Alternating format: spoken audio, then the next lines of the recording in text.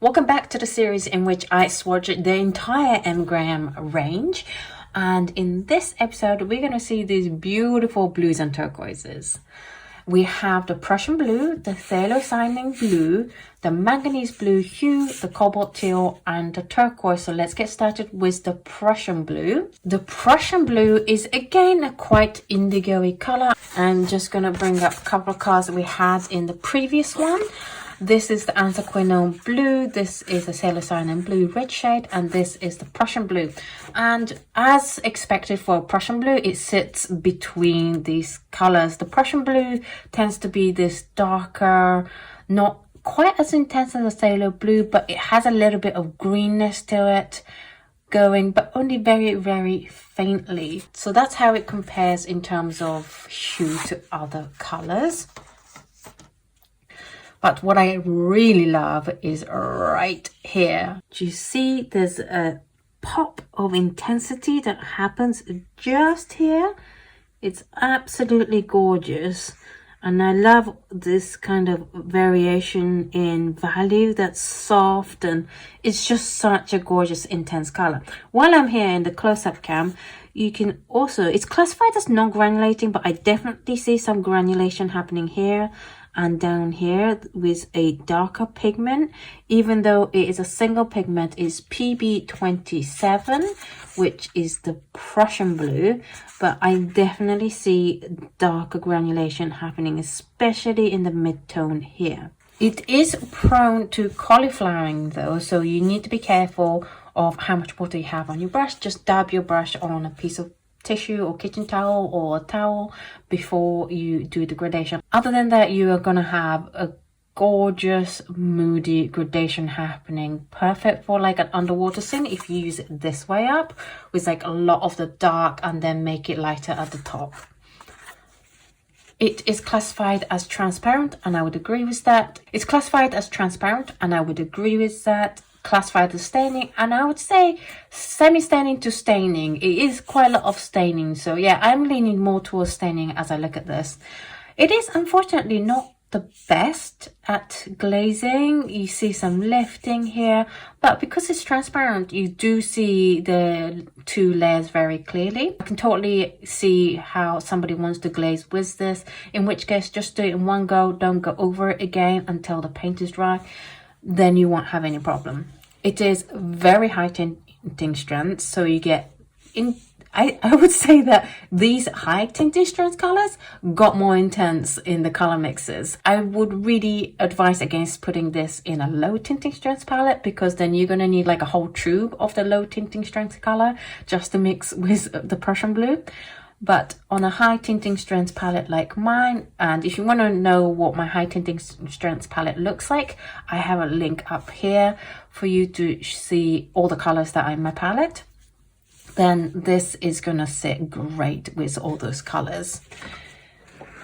Then we have the Phthalocyanine Blue. This is definitely a much cooler in that there's less red than the red shade one, although I have to say, for a red shade and a non-red shade Phthalocyanine Blue, it's got one of the least amount of difference between the two colors. If you look at Holbein, the Holbein one is a lot more. Well, we have the Phthalo Blue yellow shade here, which is, you can see, is a little bit more yellow and less red, and Holbein Phthalo Blue red shade is a little bit more red. So these are a little bit more subtle. Probably not going to need both on your palette. Pick just one or the other. But again, as all the phthalos and quinactones and azos we've had so far, it has texture in the mass tone, which might be something you are looking to play with as something that's different. It definitely adds more expression and texture into your painting. There is a big value drop right here. So if you want a smooth gradation, just take a little bit more time and pulling down the pigments rather than just go down straight. Maybe just fiddle around where the line is so that it softens the break a little bit more. Amazingly though, for Phthalocyanine Blue, it doesn't suffer from huge cauliflowering problem. So if you do have struggles with your water control, this might be a good option for you. It is classified as transparent. I would agree with that. It is classified as staining. Again, agree with that. Even though it's staining and transparent, it's not very good at glazing, in that with that texture happening in the matte stone, you get lots of streaks happening. It's not necessarily lifting, because I see on the areas where there are no first layer underneath. So I would say if you want to glaze with this, then add a little bit of water to the matte stone at least, so that you don't get this streakiness happening. Again, very high tinting strands. I would call this like golf green, if that makes sense. Very intense violet, gorgeous violet. It's like a redder version of a dioxazine violet with that kind of same intensity. It's absolutely lovely. Then we have the Manganese Blue Hue, and this is a mixture of PB15:3 and PW4, which is basically Phthalocyanine Blue with a little bit of white. Phthalocyanine Blue green shade with zinc oxide white. So it is a hue, and I like a brand that tells you when something is a hue. So bravo for the naming. And again, we see texture happening in the matte stone, which with the Manganese Blue, normally with the matte stone, I don't expect a lot of texture, but I think M. Graham definitely like their texture, and I'm totally fine with that because it's nice to have that variety. There is a massive value drop right here, so be a little bit more patient and put a little bit more work into bringing that pigment down. Maybe tilt your paper. It does suffer from ridging, so again, just blend it a little bit more, but it doesn't suffer from cauliflowering, so that is good. It's classified as non-granulating, but I definitely see some granulation here. So yeah, I am not agreeing a lot with M. Graham's granulation classification, but it could possibly be like the water I'm using or the paper. There's so many factors that can affect a painting or how a paint behaves. If it acts in a way that you don't want it to, maybe try different paper, try different water, see how it works out for you. It is classified as transparent. I would say it's semi-opaque. A lot of deposits on that black line. Classified as staining, I would say it's semi-staining. It's only a very light level of pigment left. In terms of glazing, for a textured, very easy to lift thing, it's actually pretty good. There's no lifting happening, but you don't also see the bottom layer as clearly as some other ones because it is semi-opaque, but you're not going to have that much lifting problem or streakiness, so it's still a good glazer. It is medium in tinting strands. You get this nice fresh green with the yellow and lovely violet. This is where you see that kind of granulation happening again, seeing it the most with the quinacridone rose. Then we have the Cobalt Teal, and this is a lovely fresh Cobalt Teal. I love this color. It's very similar to the core one. It's this fresh, bright, intense teal color. I like my Cobalt Teals to be intense, and this definitely does it. There's a lot of ridging happening here between the matte stone and the mid-tone, which is, to me, is also very interesting, and heavy amount of granulation in quite a wide range of from mid-tone all the way up to almost water.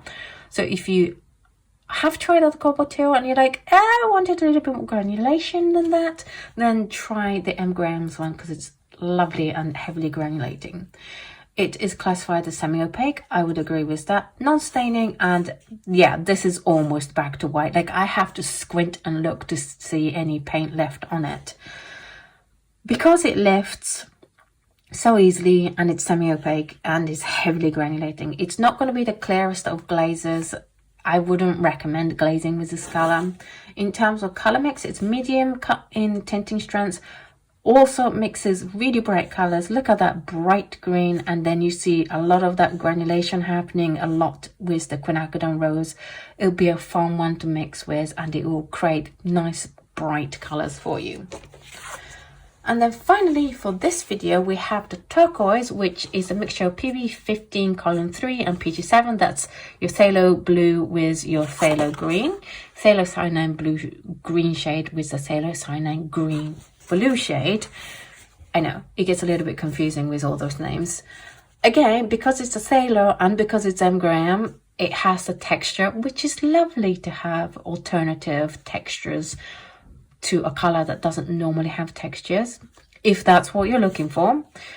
There is a huge drop in value from mid-tone onwards. I only really see 3, if I squint 4. I also see that light beginning of a stage and darkening of the end of the stage thing happening. So if you do want to do gradation and want it nice and even, then you're gonna have to be a little bit more patient and put a little bit more work in. But it might be that you're looking for a effect where you get these highlights on the top of the stages, then this will be fun. It's non-granulating, but there is definitely a lot of texture, and I also see a lot of texture happening here. Again, I think that's to do with their base that they use rather than the pigments themselves, but it's definitely nice to have new textures in colors that are unexpected. Of course, if you want a perfectly normal behaving Sailor colors, then you might want to avoid M-gram. It is classified as transparent. I would agree with that. Staining, yes, it's definitely heavily staining. In terms of glazing, it creates nice clear layers because it's transparent, so you can see the bottom layer nice and clearly. It does look a little bit streaky though because of that texture happening in the matte stone, so definitely water it down a tiny bit at least before you glaze with it. It's high in tinting strengths with this nice bright colors happening when you mix it with high tinting strengths colors. So that's it for this episode. What did you think of these colors? Which one was your favorite? I actually like quite a lot of these colors, and that's why I've chosen to add the Prussian Blue, the Manganese Blue Hue and the Cobalt Teal on next month's dot card, which is the blues and the greens, because I think they are wonderful. I always get asked a lot about Manganese Blue alternatives, so I think this will be a great way of trying theirs. The Cobalt Teal, you can't miss that out because it's such a fresh color. And the Prussian Blue, I want you to experience this flash of bright blue happening right here. They are all gorgeous colors though. I can recommend any of these, especially if you're looking for a lot of texture happening. Then all of these have textures, especially in the matte stone, but also some granulation in the Cobalt Teal that you certainly with the Prussian Blue, the Phthalocyanine Blue and the Turquoise, you don't normally get that texture, whereas you do in M-gram. So that is a nice thing to experiment with if you haven't experienced that before. Thank you for watching this video. As always, links down below to where you can buy these paints, links to my Patreon where you can order to receive the dot card this month, which is still the reds and violets. I know the dot cards and the colors we're seeing in the videos are slightly shifted at the moment. I apologize for that. Please like and subscribe and share this video. It really helps. The more engagement you have with the video, YouTube will decide to show to more people, which really helps with the growth of this channel. So thank you so much for your support and help in growing this channel. In the next episode, we're going to be looking at the blue-green, so do look forward to that. I'm definitely excited about it, and I will see you in the next video.